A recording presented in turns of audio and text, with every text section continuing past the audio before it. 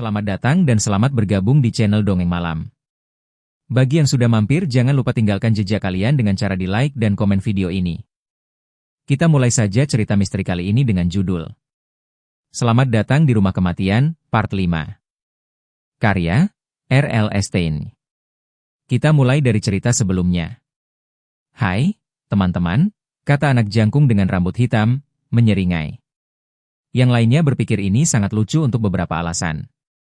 Mereka tertawa. Gadis bercelana panjang hijau memberi sedikit dorongan pada anak laki-laki berambut merah yang hampir membuatnya kepadaku. Bagaimana kabarmu, Ray?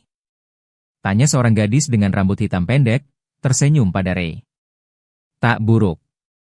Hai, teman-teman, jawab Ray. Dia berbalik pada Josh dan aku. Ini adalah beberapa temanku. Mereka semua dari lingkungan ini. Hai, kataku, merasa canggung. Aku berharap Patty berhenti menggonggong dan menarik-narik talinya seperti itu. Josh yang malang pasti memiliki waktu yang mengerikan memeganginya. Ini George Carpenter, kata Ray, sambil menunjuk anak laki-laki berambut merah pendek, yang mengangguk. Dan Jerry Franklin, Karen Somerset, Bill Gregorius. Dia berkeliling lingkaran, menyebut nama setiap anak. Kucoba mengingat semua nama, tetapi, tentu saja itu mustahil. Bagaimana? Kau suka Darvals? Tanya salah seorang gadis kepadaku. Aku tak benar-benar tahu, kataku. Ini hari pertamaku di sini, sungguh. Sepertinya bagus. Beberapa anak tertawa pada jawabanku, untuk beberapa alasan. Anjing jenis apa itu? Tanya George Carpenter pada Josh. Josh, memegang erat pegangan tali, mengatakan kepadanya. George menatap tajam Patty, mempelajarinya, seolah-olah ia belum pernah melihat anjing seperti Patty sebelumnya. Karen Somerset, gadis tinggi cantik dengan rambut pirang pendek, mendatangiku sementara beberapa anak-anak lain mengagumi Patty. Kau tahu, aku dulu tinggal di rumahmu, katanya pelan. Apa? Aku tak yakin aku akan mendengarnya dengan benar. Mari kita pergi ke taman bermain, kata Ray, menyela. Tak ada yang menanggapi usulan Ray. Mereka jadi tenang. Bahkan Patty berhenti menggonggong. Apakah Karen benar-benar mengatakan bahwa ia dulu tinggal di rumah kami? Aku ingin bertanya, tapi ia melangkah kembali ke dalam lingkaran anak-anak. Lingkaran itu. Mulutku ternganga saat aku menyadari bahwa mereka telah membentuk lingkaran di sekitar Josh dan aku. Aku merasakan tikaman ketakutan. Apakah aku membayangkan itu? Apakah sesuatu yang terjadi? Mereka semua tiba-tiba tampak berbeda bagiku. Mereka tersenyum, namun wajah mereka tegang, waspada, seolah-olah mereka mengharapkan masalah. Dua dari mereka, aku sadari, membawa pemukul bisbol. Gadis dengan celana hijau menatapku dari atas dan bawah, memeriksaku dari luar. Tak ada yang berkata-kata. Jalan itu hening kecuali Patty, yang sekarang merintih pelan. Aku tiba-tiba merasa sangat takut. Mengapa mereka menatap kami seperti itu? Atau imajinasiku melarikan diriku lagi? Aku berpaling ke Ray, yang masih di sampingku. Dia tidak melihat semua masalah itu sama sekali. Tapi dia tak menatapku kembali. Hei, teman-teman, kataku. Apa yang terjadi? Aku mencoba untuk tetap tenang, tapi suaraku sedikit gemetar. Aku menatap Josh. Dia sedang sibuk menenangkan Patty dan belum menyadari bahwa hal-hal itu telah berubah. Kedua anak laki-laki dengan pemukul bisbol menahan pemukul setinggi pinggang dan bergerak maju. Aku melihat ke sekeliling lingkaran, perasaan takut mencekam dadaku. Lingkaran diperketat. Anak-anak itu mendekati kami. Awan hitam itu tampaknya di atas kepala lebih rendah. Udara terasa berat dan lembab. Josh sibuk diri dengan ban leher Patty dan masih tak melihat apa yang terjadi. Aku bertanya-tanya apakah Ray akan mengatakan sesuatu. Apakah ia akan melakukan sesuatu untuk menghentikan mereka? Tapi ia tetap diam dan tanpa ekspresi sampingku. Lingkaran jadi mengecil sepertinya anak-anak menutupnya. Aku menyadari bahwa aku telah menahan napas. Aku menarik napas panjang dan membuka mulut untuk berteriak. Hei, anak-anak, apa yang terjadi? Itu adalah suara seorang pria, memanggil dari luar lingkaran. Semua orang berbalik untuk melihat Mr. Dawes datang segera ke arah kami. Mengambil langkah-langkah panjang saat dia menyeberangi jalan, dia membuka tutup jaket belakangnya. Dia memiliki senyum ramah di wajahnya. Apa yang terjadi? Tanyanya lagi. Dia tampaknya tak menyadari bahwa gerombolan anak-anak telah mendekati Josh dan aku. Kami sedang menuju ke taman bermain, kata George Carpenter padanya, memutar-mutar tongkat di tangannya. Kau tahu, untuk bermain softball. Kesepakatan yang baik, kata Mr. Dawes, menarik ke bawah dasi bergarisnya, yang telah tertiup angin ke atas bahunya. Ia menatap langit yang mulai gelap. Semoga kalian tak mendapatkan hujan turun. Beberapa anak-anak telah mundur. Mereka berdiri dalam kelompok-kelompok kecil terdiri dari 2 dan 3 orang sekarang. Lingkaran itu telah benar-benar putus. Apakah itu pemukul untuk softball atau hardball? Tanya Mr. Dawes pada George. George tak tahu, jawab anak lain dengan cepat. Dia tak pernah memukul apapun dengan itu. Anak-anak semuanya tertawa. George jenaka pura-pura mengancam anak itu, datang kepadanya dengan pemukul. Mr. Dawes melambai kecil dan mulai pergi. Tapi kemudian dia berhenti, dan matanya terbuka lebar karena terkejut. Hei, katanya, berkedip padaku dengan suatu senyum ramah. Josh. Amanda. Aku tak melihat kalian di sana. Selamat pagi, gumamku. Aku merasa sangat bingung. Beberapa saat yang lalu, aku merasa sangat takut. Sekarang semua orang sekelilingku tertawa dan bercanda.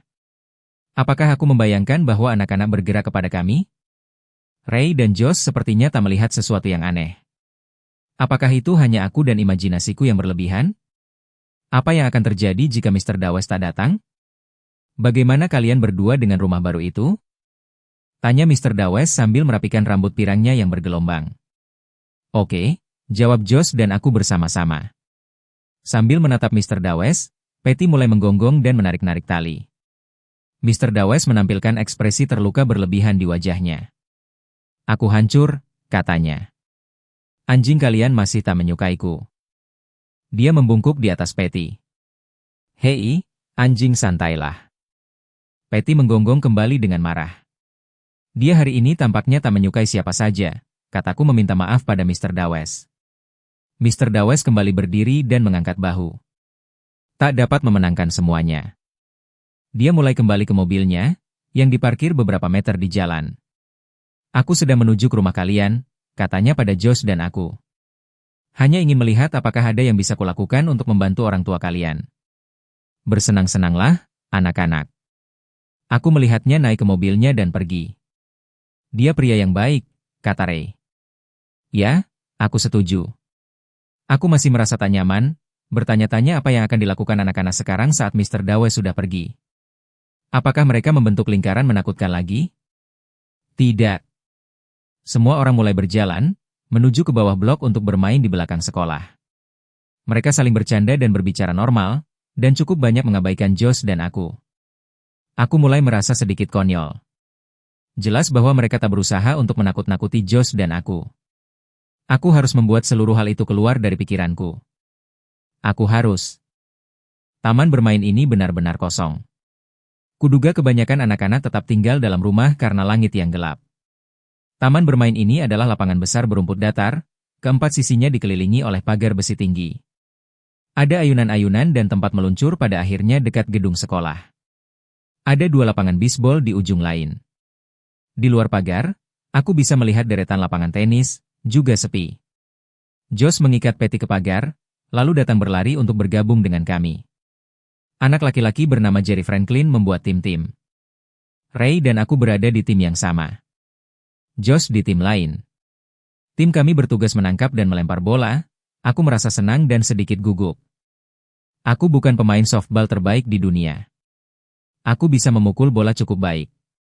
Tapi di lapangan, aku sungguh-sungguh tolol. Untungnya, Jerry mengaturku ke bagian kanan di mana tak banyak bola yang terpukul. Awan mulai mengecil dan langit pun lebih terang. Kami bermain 2 babak penuh. Tim lain menang, 8-2. Aku bersenang-senang. Aku hanya kacau pada satu permainan. Dan aku memukul ganda di waktu pukulan pertamaku. Sangat menyenangkan berada bersama kelompok baru anak-anak. Mereka tampaknya benar-benar baik, terutama gadis itu yang bernama Karen Somerset, yang berbicara denganku saat kami menunggu giliran memukul. Karen punya senyum yang indah, meskipun dia mengenakan kawat gigi pada semua giginya, atas dan bawah. Dia tampak sangat ingin berteman. Matahari keluar saat timku mulai menempati lapangan untuk awal inning ketiga. Tiba-tiba, aku mendengar suara peluit, keras melengking. Aku melihat sekeliling sampai aku melihat bahwa itu Jerry Franklin, meniup satu peluit perak. Semua orang berlari ke arahnya. Sebaiknya kita berhenti, katanya, menatap langit yang cerah. Kita berjanji dengan keluarga kita, ingat, bahwa kita akan pulang untuk makan siang. Aku melirik jam tanganku. Itu hanya pukul 11.30. Masih lebih awal. Tapi aku terkejut, tak ada yang protes. Mereka semua saling melambai dan mengucapkan perpisahan, dan lalu mulai berlari. Aku tak bisa percaya betapa cepat setiap orang pergi. Seolah-olah mereka sedang balapan atau sesuatu. Karen berlari melewatiku seperti yang lain, kepalanya ke bawah, ekspresi serius tampak di wajahnya yang cantik. Lalu ia tiba-tiba berhenti dan berbalik. Senang bertemu denganmu, Amanda, teriaknya kembali. Kita harus bertemu kapan-kapan. Bagus. Aku memanggilnya. Apakah kau tahu di mana aku tinggal? Aku tak bisa mendengar jawabannya dengan sangat baik. Dia mengangguk, dan kupikir dia berkata, ya. Aku tahu itu aku dulu tinggal di rumahmu. Tapi tak mungkin apa yang dikatakannya itu. Beberapa hari berlalu. Josh dan aku mulai terbiasa dengan rumah baru kami dan teman-teman baru kami. Anak-anak yang kami temui setiap hari di taman bermain itu belum benar-benar berteman. Mereka berbicara dengan Josh dan aku, dan membiarkan kami di tim mereka. Tapi itu sangat sulit untuk mengenal mereka. Di kamarku, aku terus mendengar bisikan-bisikan di larut malam, dan cekikikan lembut, tapi aku memaksakan diri untuk mengabaikannya. Suatu malam, kupikir aku melihat seorang gadis berpakaian serba putih di ujung lorong lantai atas. Tapi ketika aku berjalan untuk menyelidiki, hanya ada setumpuk lembar spray kotor dan lain pada dinding. Josh dan aku telah menyesuaikan diri, tapi Patty masih bertingkah sangat aneh. Kami membawanya dengan kami ke taman bermain setiap hari, tetapi kami harus mengikatnya di pagar. Jika tidak, ia akan menggonggong dan mendadak menggigit pada semua anak. Dia masih gugup berada di tempat yang baru, kataku pada Josh. Dia akan tenang. Tapi Patty tak tenang. Dan sekitar 2 minggu kemudian, kami menyelesaikan satu permainan softball dengan Ray, dan Karen Somerset, dan Jerry Franklin, dan George Carpenter, dan sekelompok anak-anak lain, ketika aku melihat ke pagar dan melihat bahwa Patty pergi. Entah bagaimana ia berhasil lepas dari tali dan melarikan diri. Kami mencari berjam-jam, memanggil Patty. Berkeliling dari blok ke blok, mencari di halaman depan dan halaman belakang, di tanah-tanah kosong dan hutan-hutan. Kemudian, setelah berputar-putar di lingkungan itu 2 kali, Josh dan aku tiba-tiba menyadari bahwa kami tak tahu di mana kami berada. Jalan-jalan Dark Falls tampak sama. Mereka semua dibatasi dengan batu bata tua lebar atau rumah papan, semua penuh dengan pohon-pohon tua yang rindang. Aku tak percaya. Kita tersesat, kata Josh, bersandar ke batang pohon, berusaha mengatur napas. Anjing tolol itu, gumamku, mataku mencari di jalanan. Mengapa dia melakukan ini?